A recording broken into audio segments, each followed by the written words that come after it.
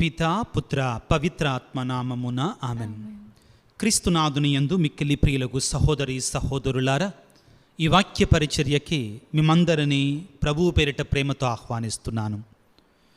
చిన్న వాక్యాన్ని చదువుకొని ఈ వాక్య పరిచర్యని ప్రారంభించుకుందాం. పునీత పేతురు రాసిన మొదటి లేఖ 4వ అధ్యాయము 12-13 వచనాలు చదువుకోవటానికి ప్రయత్నం చేద్దాం.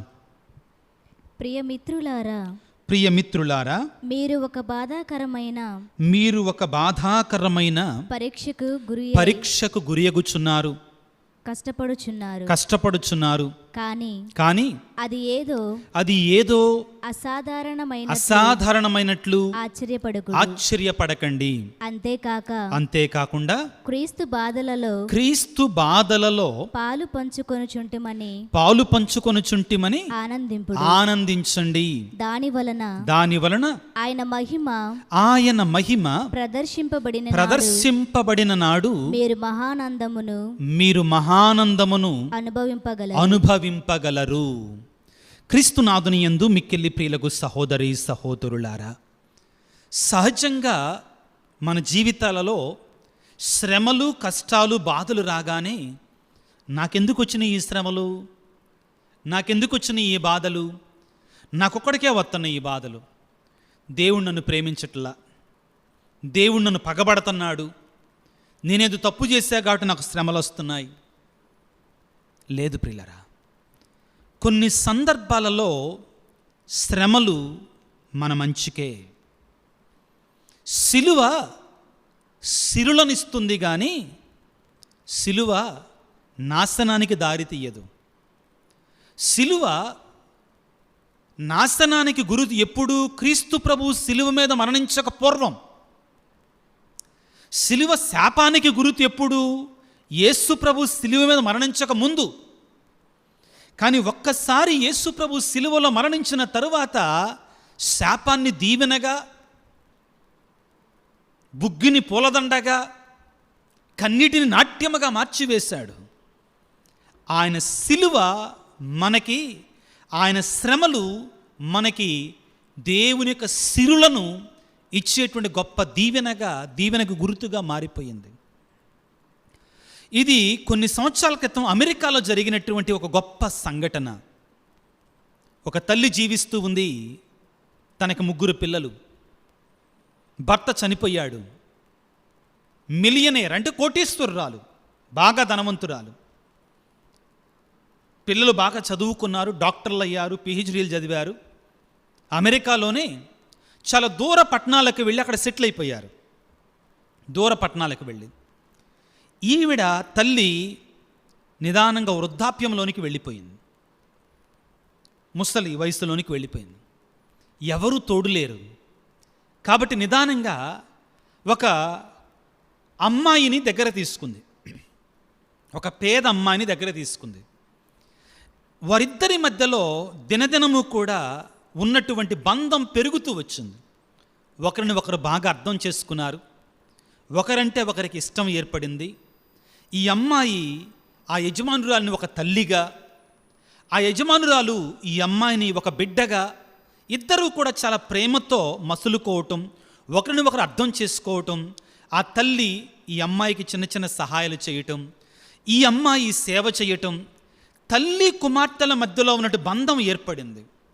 మధ్యలో ఆ కుమారులు కుమార్తెలు కూడా వచ్చేవాళ్ళు. వారిద్దరికి కూడా మంచిగా సెట్ అయిందని చాలా వాళ్ళు కూడా సంతోషించారు. చివరికి అందరూ చనిపోవాలి కదండి, ఆవిడకి కూడా వయసు మళ్ళింది. చివరికి 90-95 సంవత్సరాల వయసులో చనిపోయింది. కానీ ఆవిడ చాలా భక్తిపరురాలు, యజమానురాలు చాలా భక్తిపరురాలు. ఆ భక్తిని ఈ అమ్మాయికి కూడా నేర్పించింది. వీరిద్దరూ, ఈ అమ్మాయి చేస్తున్న సేవ, ఆ తల్లి చూపిస్తున్న, యజమానురాలు చూపిస్తున్న ప్రేమ అందరూ, చుట్టుపక్కల వాళ్ళందరూ కూడా తెలుసుకున్నారు. అయితే చనిపోయింది, అందరూ కూడా దగ్గరికి వచ్చారు, సమాధి కార్యక్రమాన్ని ముగించారు. పూజలు, దివ్యబలి పూజ, ఫ్యూనరల్ మాస్ అయిపోయింది. తరువాత లాయర్ గారు వచ్చారు, కోటీశ్వరరాలు కదండి, ఆస్తులు పంచాలి కదా. కాబట్టి ఆ తల్లి తనకున్నట్టు ఆస్తులన్నిటిని కూడా బిడ్డలకి సమానంగా పంచింది. అందరూ కూడా ఎదురు చూస్తున్నారు. సరే, తన కుమారులకి కుమార్తెలకి ఆస్తులు పంచింది. మరి ఈ అమ్మాయి అంటే ఆమెకి చాలా ప్రేమ ఉన్నట్లుగా జీవించింది కదా. ఈ అమ్మాయి కూడా ఆమెను తన తల్లిలాగా, కన్న తల్లి కంటే ఎక్కువగా సేవ చేసింది కదా. మరి అటువంటి పరిస్థితుల్లో ఈ అమ్మాయికి ఏం వదిలిపెట్టింది? ఉంటుంది కదండి ఆతృత. ఈ అమ్మాయికి ఏమైనా విడిచిపెట్టిందా? ఈ అమ్మాయి పేరిట ఏమైనా రాసిందా? అంటే అంత అయిపోయిన తర్వాత, ఆస్తులన్నీ పంచిన తర్వాత ఏమని రాసిందంటే కింద, నా బెడ్రూమ్లో ఉన్నటువంటి ఆ టేబుల్ మీద ఉన్నటువంటి చెక్క సిలువ స్వరూపం నా బిడ్డ సమానమైనటువంటి నా దగ్గర పనిచేసినట్టు ఆ అమ్మాయికి నేను ఇస్తున్నానని రాసింది. అందరు ఆశ్చర్యపోయారు. అయ్యో, ఇదేంటి? ఏదో ఒక ఇల్లు, ఒక పొలమో, కొద్ది బంగారమో ఏదో ఒకటి రాస్తే బాగుంటుంది అనుకుంటాం. అరే, ఇంత సేవ చేసిన అమ్మాయికి ఒక చెక్క సిలువ రాసి వెళ్ళిపోయింది అంటే ఇవా అనుకున్నారు. సరే, ఈ అమ్మాయి కూడా బాధపడటం ప్రారంభించింది. ఆ సిలువ తీసుకుంది. తనకి ఇల్లు వాకిల్ లేదు కాబట్టి ఒక అద్దెంట్లోకి వెళ్ళింది ఈ అమ్మాయి. ఆ మరణించినటువంటి ఆవిడ జ్ఞాపకాలు మళ్ళీ మళ్ళీ వస్తూ ఉన్నాయి ఈవిడికి. ఆవిడ చూపించిన ప్రేమ తల్లి లాంటి ప్రేమ.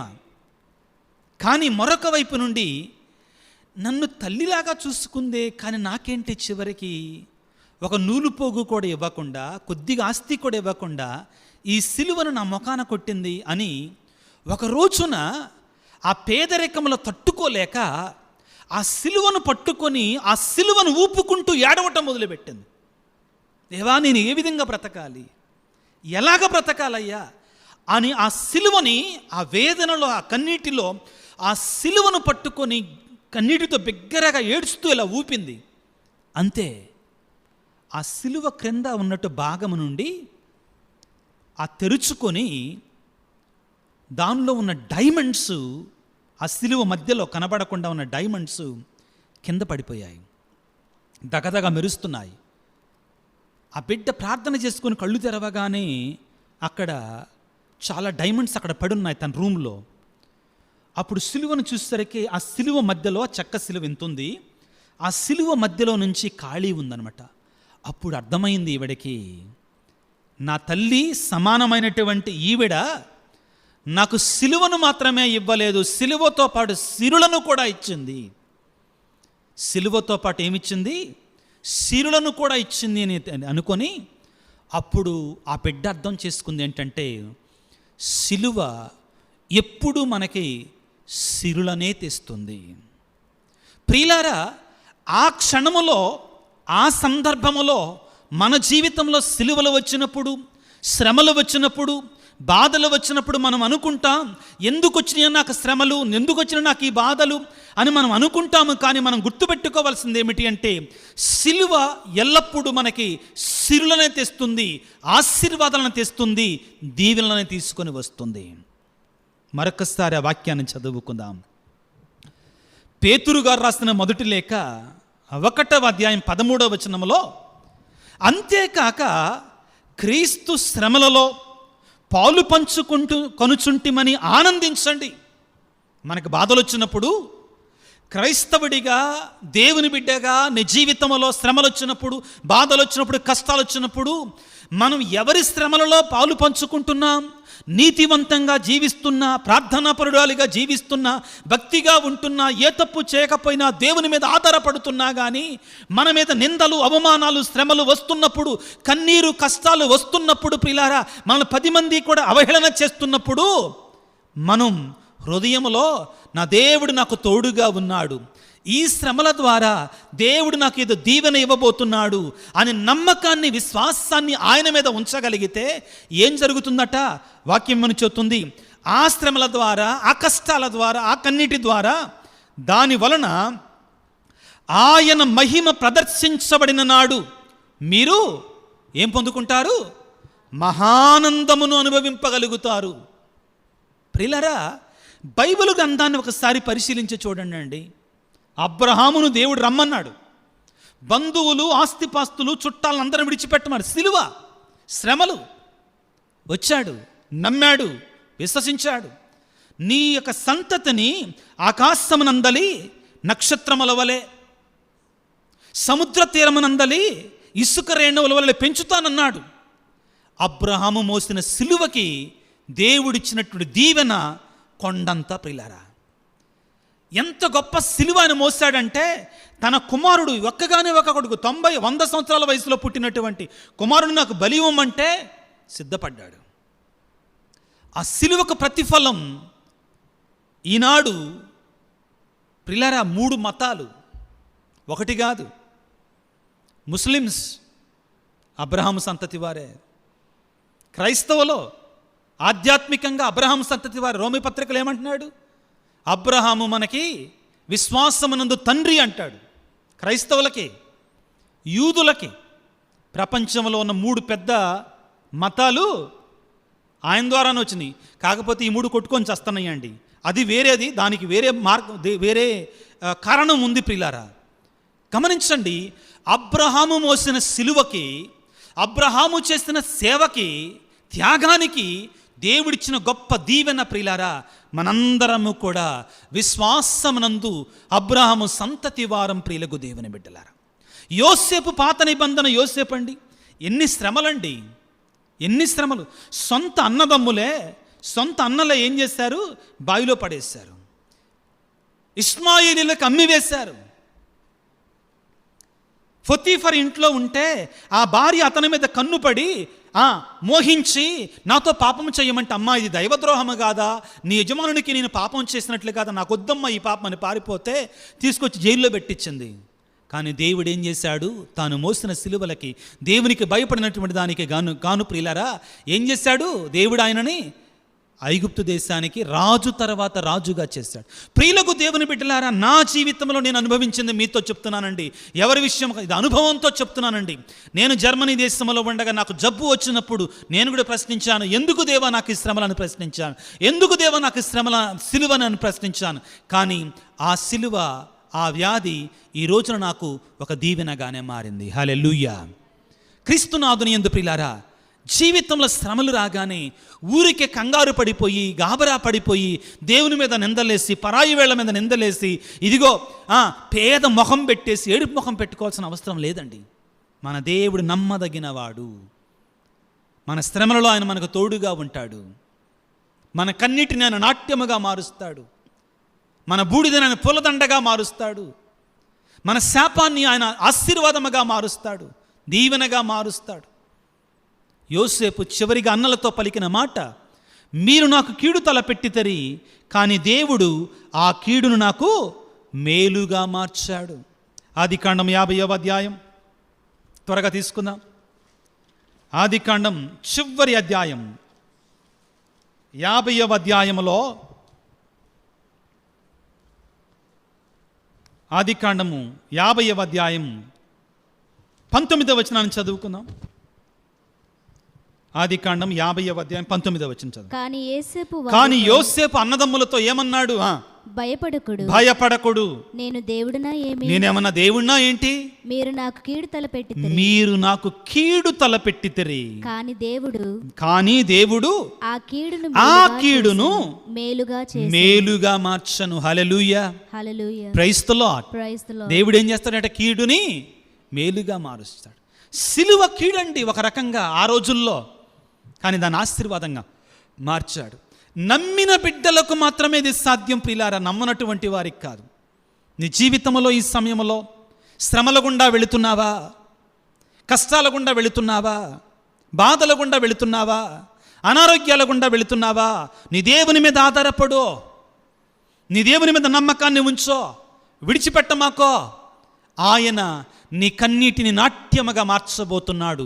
ఈ వాక్యాన్ని బోధిస్తూ ఉండగా విశ్వాసముతో ప్రార్థన చేయి బిడ్డ. బైబిల్ గ్రంథంలో ఎంతమంది ప్రియులారా ఈ అద్భుతాలు పొందుకున్నటువంటి వారు. ఆయన చెయ్యి విడిచే దేవుడు కాడు. ఆయన మనల్ని కాపాడిందే శ్రమల ద్వారా, మనల్ని రక్షించిందే శ్రమల ద్వారా. శ్రమలలో మనం నిరుత్సాహపడిపోయి కూరుకుపోయి మనం కూలిపోవాలనుకోడండి దేవుడు. ఆ శ్రమలలో నుంచి విజయవంతంగా బయటికి రావాలని కోరుకునే దేవుడు. మనం మత్తయి శుభవార్త 16వ అధ్యాయంలో ప్రియులారా ఇదే సత్యాన్ని ప్రభువు నేర్పిస్తాడు మనకి. ఏమిటి? మనం మన సిలువలను ఎత్తుకొని యేసు ప్రభువును అనుసరిస్తే మనకు అద్భుతాన్ని చేస్తాడట.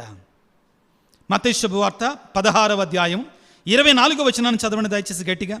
నన్ను అనుసరింపగోరువాడు తనను తాను పరిత్యజించుకొని తన సిలువను ఎత్తుకొని నన్ను అనుసరించాలి. తన ప్రాణమును కాపాడుకొని చూచువాడు పోగొట్టుకుంటాడు, నా కొరకే ప్రాణము ధారపోయేవాడు దాన్ని దక్కించుకుంటాడు. ఇదండి తేడా.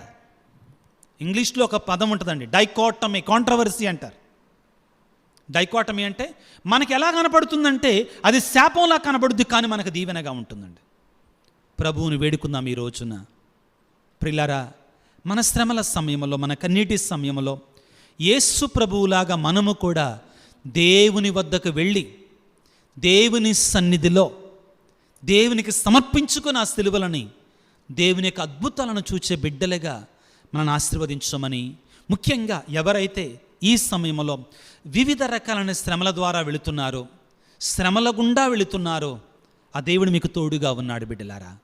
ఆ విశ్వాసం, ఆ నమ్మకం, ఆ భక్తి, ఆ ప్రభువు మీద ఉన్నటువంటి ఆ నమ్మదగిన తనాన్ని మనం కలిగి ఉంటే దేవుడు మన పక్షాన ఉంటాడు, మన జీవితంలో అద్భుతాలు చేస్తాడు.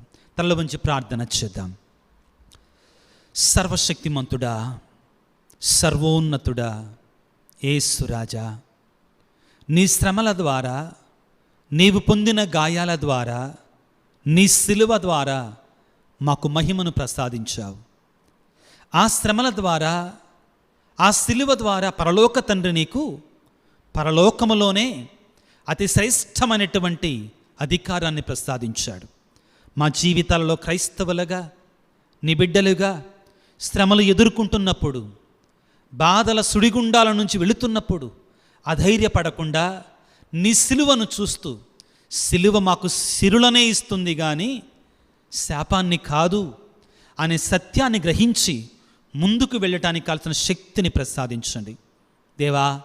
ఈనాడు ఈ వాక్య పరిచర్యలో పాల్గొంటూ అనారోగ్యం అనే శ్రమల గుండా వెళుతున్న బిడ్డలను దీవించండి. వ్యాధి బాధలు అనేటువంటి సిలువలను మోస్తున్న బిడ్డలను దీవించండి. గాయపడిన హస్తాలతో వారిని తాకండి ప్రభువా. ప్రత్యేకమైన రీతిలో వేదనలతో, కష్టాలతో, కన్నీటితో మా కొరకే ప్రార్థించండి స్వామి అని అడుగుతున్నటువంటి మెసేజ్లు ఉంచుతున్నటువంటి వారందరిని దీవించండి నాయన. ముఖ్యంగా ఈ యూట్యూబ్ పరిచర్య కొరకై ఆర్థికంగా చేయూతనిస్తున్న బిడ్డల కొరకై ప్రార్థిస్తున్నాను తండ్రి. ఎంతో ఖర్చుతో కూడుకున్నటువంటి ఈ యూట్యూబ్ పరిచర్యలో వారొంతుగా సహాయం చేస్తున్న ప్రతి బిడ్డను కూడా 30 60 100 దీవించమని, మరొక్కసారి మమ్మందరిని ఆశీర్వదించమని మా ప్రభు అయిన క్రీస్తు ద్వారా వేడుకొనిచున్నాము తండ్రి, ఆమెన్. ప్రభువు మీతో ఉందురుగాక, మీ ఆత్మతో ఉందురుగా. సర్వశక్తి గల సర్వేశ్వరుడు పిత, పుత్ర, పవిత్ర ఆత్మ మిమ్మందరిని చల్లగా దీవించి ఆశీర్వదించి కాపాడుదురుగాక. ఆమెన్. God bless you. దేవుడు మిమ్ము దీవించుగాక. ఆమెన్.